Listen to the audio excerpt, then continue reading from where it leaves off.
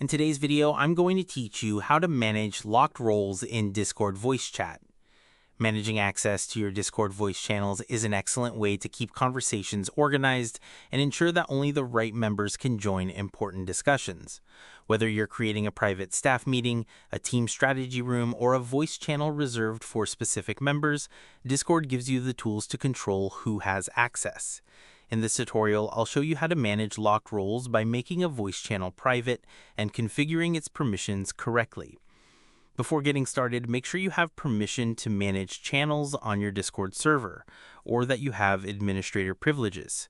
Without the required permissions, you won't be able to access the settings needed for this setup. Begin by opening Discord and navigating to the server that contains the voice channel you want to manage. Locate the specific voice channel you want to restrict. If you're using the desktop app, click the gear icon beside the channel to open its settings. If you're on a mobile device, press and hold the channel name, then choose the option to edit the channel. This is where you'll find all of the settings related to that particular voice channel.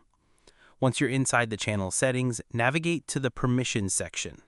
Think of this area as the central location for controlling who has access and interact with the channel.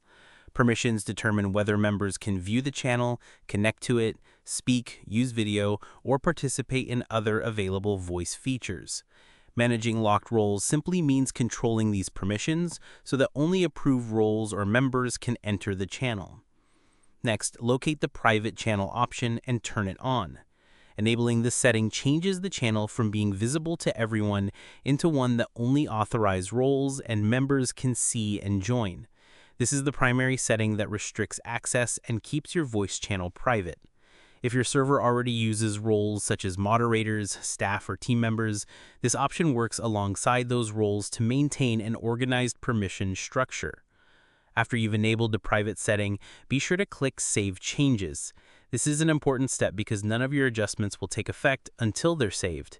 If you leave the settings page without saving, your voice channel will remain unchanged, and members you intended to restrict may still have access.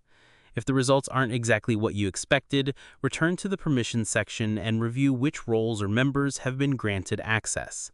Although the layout may look slightly different between desktop and mobile, the overall process remains the same.